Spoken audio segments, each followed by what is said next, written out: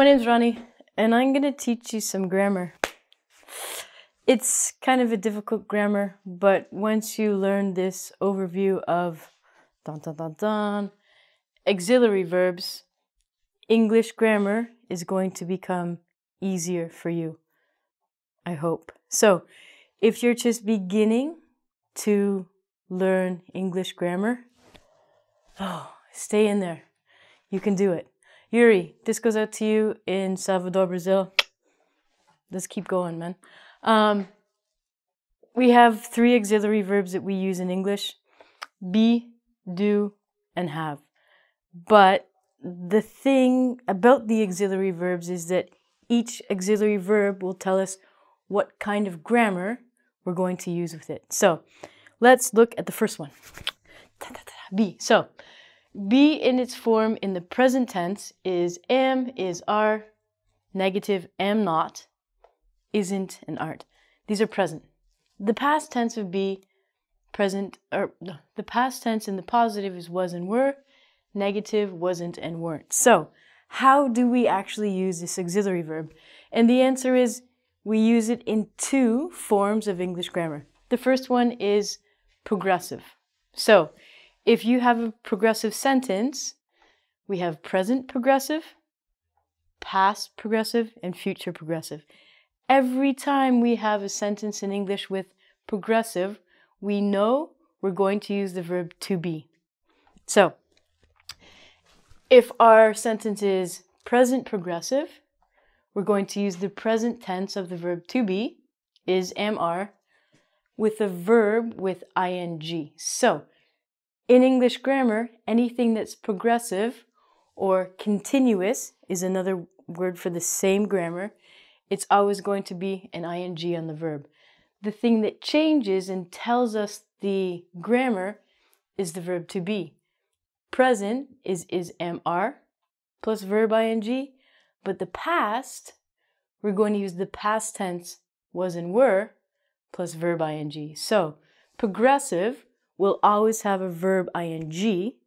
The thing that changes the tense of it is the verb to be. We have future progressive or future continuous. In this one, we're simply going to use the verb will. So in this one, we have will be plus verb ing. For example, I will be eating pizza. This tells us what's going to happen in the future. I was eating pizza was the past, and I am eating pizza, something's happening now. That's present progressive.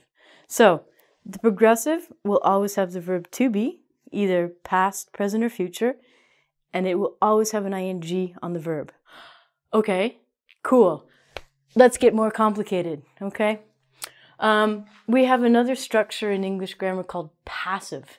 Now, passive voice, basically, you're taking the action from the person, or the focus on the person, and we're putting it towards the activity. So, in a normal English sentence, we would say, I eat lunch. But in a passive sentence, we're taking away the subject and we're focusing on the action. So, with the passive voice, we have future passive, present passive, and past passive.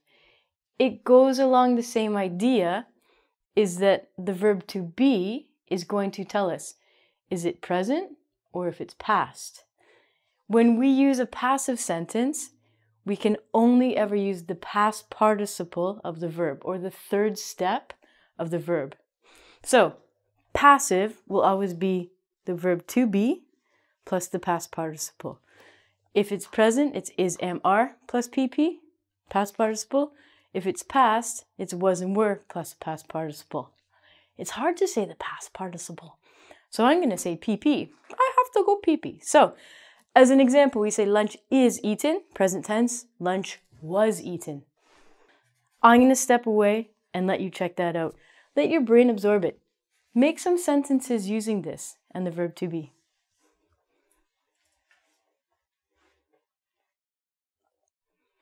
If we use the future passive, I could say lunch will be eaten. So again, when we're using the future, we use will be, but we're going to use the past participle. Have you made some sentences? Do it now. Come on, make some sentences. Go. Okay. So we've done the verb to be, and hopefully it's beginning to make sense, because English grammar rarely makes sense. I'm going to make it make sense for you. So the next one is the auxiliary verb do. Now this one's interesting because we only use it in the negative form in the simple present, or we use it in the negative in the simple past. So we don't have to worry about the positive, but we do use it for the negative in the simple present and the negative in the past, and for questions. So let's check out first the simple present, or present simple. We only use this auxiliary verb for the negative and the question form. So in the negative, we're going to use subject plus don't or doesn't plus the base verb. Now, this is where English gets tricky, and you have to remember that if it is I, you, we, and they, we use don't. But if it's he, she, or it, we have to use doesn't. So you always have to be careful with your subject and your verb agreement.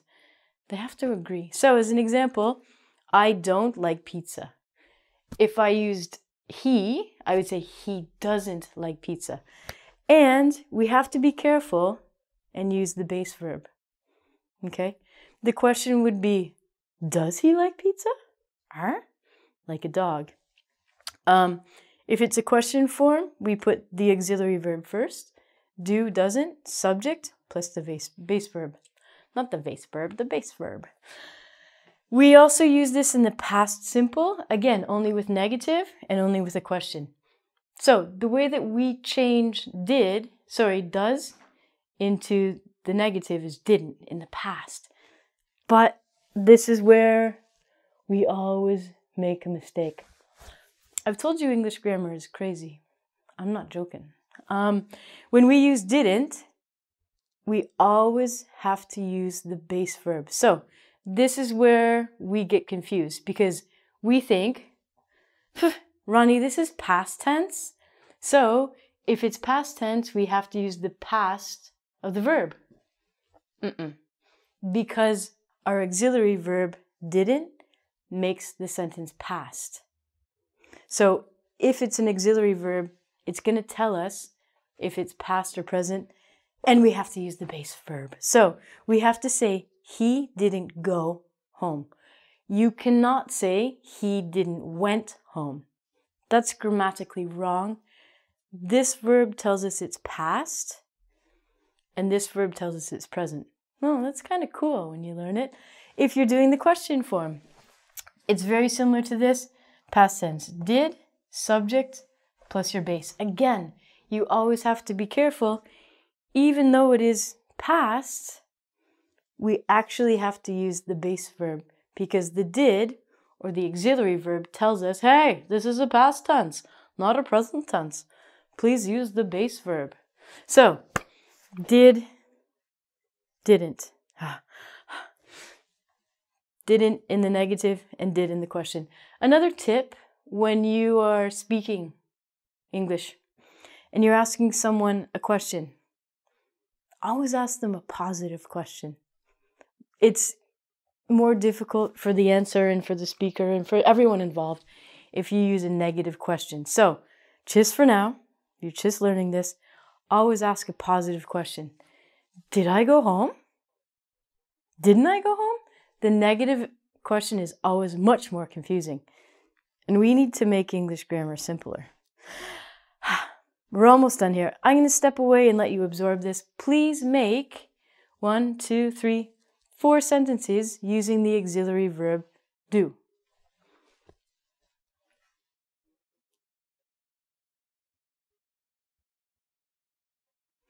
And we are back with the last one. The most exciting one, maybe, ever. Yeah, this is the most exciting one. We are going to use have, has, negative, haven't, and hasn't, and then we have the past, had and hadn't. So, when we use the verb as an auxiliary have, we use it for our perfect tenses in English. They're so perfect. So, when we use the perfect tense, our verb is always going to be the past participle. just like in the passive. So the passive and the perfects in English, we always use the past participle. And again, we can have the future perfect, we can have present perfect, and we can have past perfect. So the way we form the future perfect is we're going to use subject with will. So future, we use will all the time. Have, and then the past participle, okay? Or we can also use has. So the future, we use will plus have plus the past participle, or the PP. If we're using present perfect, we're going to use a subject, have or has, plus the past participle. So if you can think about this, have in the present tense is have and has. So in the past tense, we're going to use had plus the past participle. So if we're using past perfect, we're using had plus PP. If we're talking about present perfect, we're using has plus PP. People get confused, and a lot of people think that the present perfect is the present tense, but it's not. The present perfect talks about the past. The thing that makes the verb present or past is our wonderful auxiliary verb have. If the verb have is present perfect, we use the present tense of the verb. If we use the past tense, if we use past perfect, we're going to use the past tense of have. So, I haven't eaten lunch. I'm hungry. Future, I will have played 7 games. So we're using will, have, plus the past participle. If we use present perfect, we use he, she, it has eaten. You weigh the have eaten. You have to be careful again on your subject and your verb agreement. There's so many things to remember. And then the past participle, the past perfect, all we're doing is changing has or have to had. And this one's cool because we don't have to worry about he, she, and it. They all use had. Thank you for being easy, past perfect. If you have questions about these specific grammar points, if you don't know what these grammar points are, if you want to know more detail about them, you know the website, engVid.com. You can search in the search area and you can find exactly the grammar points and how we use them. But the thing that I need you to understand is the auxiliary verbs are going to help you understand grammar easier. I hope. If you have questions, throw it to me in the comment box and I can help you. Until next time, I'm out of here.